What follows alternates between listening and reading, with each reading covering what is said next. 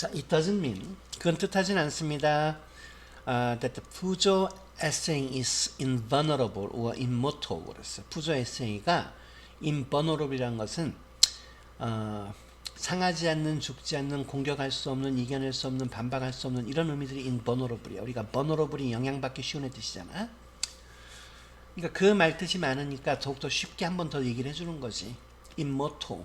오케이, immortal은 것은 불사의, 죽지 않는. 우리가 선생님이 moral, mortal, 그 다음에 moral 여러 번 했던 적이 있어. 사진 찍어서 보냈으니까 알아서 적도록 하고 동영상을 보면서 적든지.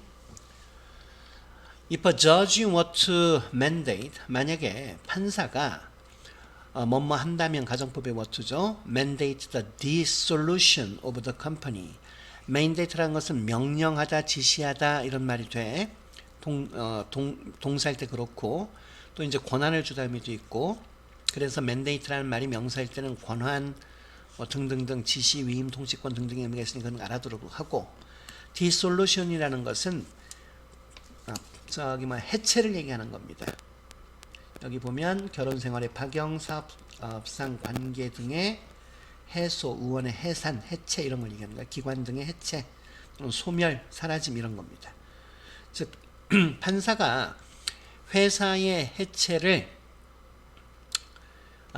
명령하게 된다면 its factories, 그것의 공장들은 would remain standing, 서 있는 채로 남아 있을 것이고 그 회사의 근로자들, 회계사, 매니저들 그리고 shareholders, 주주들은 would continue to live, 계속해서 살 겁니다만 푸조 SA라는 이 회사는 would immediately vanish, 즉시 사라질 겁니다. 간략히 말하면 여기가 재밌는 부분이죠. 푸조 SA라는 회사는 seems to have no essential connection to the physical world 그랬어요.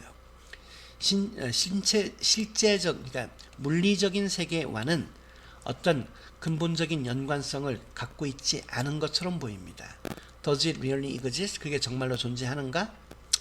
푸조 is a pigment of our collective imagination. 푸조라는 것은 우리의 집단적인 상상력의 허구, 허상입니다. 피그먼트는 꾸며낸 것, 허구, 가공의 일. 피그먼트와 이 피그먼트를 조심해야 돼. 이 피그먼트는 뭐야? 너희 가끔 보는 물감, 재료, 안료, 염색약을, 염료를 얘기하는 거야. 자, lawyers call this a legal fiction이라고 부릅니다. 변호사들은 이런 상황을 또는 이런 것들을 바로 legal fiction이라고 부른다. 법적인 허구 이렇게 느낌이 오면 돼요. 오케이? 법률 용어로 뭐라고 얘기하면 그걸 법적 의제라고 부른다는 얘기예요. 회사를 인격화하여 법인으로 하는 따위들을 얘기하는 걸 legal fiction이라고 얘기하는 거고. It can be pointed at, 능동태로 바꾸면 we cannot point at it. 그것은 손가락으로 가리켜질 수도 없고 it's not a physical object. 그게 물리적인 어떤 물체도 아닙니다. 하지만 it exists. 그것은 존재하고 있습니다. as a legal entity. 법적인 어떤 실체로서 존재한다. 법적 실체. 이것도 법률 용어입니다. just like you and me, you or me, 당신이나 나와 똑같이. it is bound by the law. 우리가 bind 하면 뭐예요? bind. 동사 원형은 bind죠. 묶다, 감싸다 이런 거지. 오케이? 의무를 지우다, 구속되어지다 이런 얘기에서 법으로 구속되어진다. of the countries, 그 국가들의 어떤 국가? in which it operates, 그 회사가 작동하고 있는, 즉 회사가 움직이고 있는 그 그 나라의 법에 의해서 구속이 되어집니다. It can open a bank account. 그 회사는 은행 계좌도 열 수 있고 own property, 재산을 소유할 수도 있습니다. It pays tax, 세금도 내고 it can be sued, 그건 고발될 수도 있고 심지어 prosecuted, 그래서 기소하다의 의미죠. 그래서 기소되어질 수도 있다. 검사들이 prosecutor야. 기소하는 사람, 이 사람 죄가 있습니다 하고 심판해달라고 올리는 걸 얘기하는 거죠. 어떻게 고소고발될 수 있어? Separately from any of the people who own or work for it.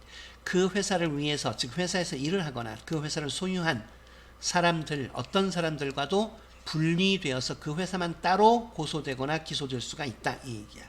재밌죠? 이런 거 생각해 보면. 다시 갑니다. 그건 뜻하진 않습니다. 푸조 에세이라는 것이 이겨낼 수 없는 것, 즉 불멸의 것이라는 걸 뜻하는 건 아니다. 불사의 것을 뜻하는 건 아니다.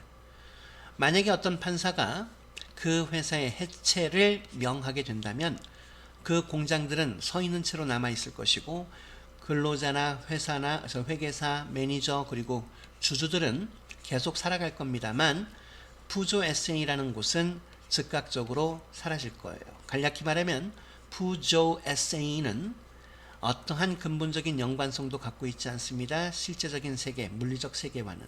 그게 정말 존재하는 것인가? 푸조라는 것은 우리의 집단적인 상상력의 허구입니다. 변호사들은 이런 것을 legal fiction, 법적 의제라고 부르죠. 그것은 가르쳐줄 수도 없고 그것은 물질적인 대상이 아닙니다만 그것은 법적인 실체로서 존재하고 있습니다. 당신이나 나와 똑같이 이 회사도 그것이 작동하고 있는, 즉 운영되고 있는 회사의 법에 의해서 구속이 되어집니다. 아니, 국가의 법에 의해서 구속이 되었습니다. 그 회사는 은행 계좌도 열 수 있고 재산을 소유할 수도 있고 세금도 내고 또 그것은 고소 고발도 당합니다. 회사에서 일하거나 또는 회사를 소유한 사람들 어느 누구와도 별개로 따로따로 이 회사만 기소 고발될 수 있다는 얘기입니다.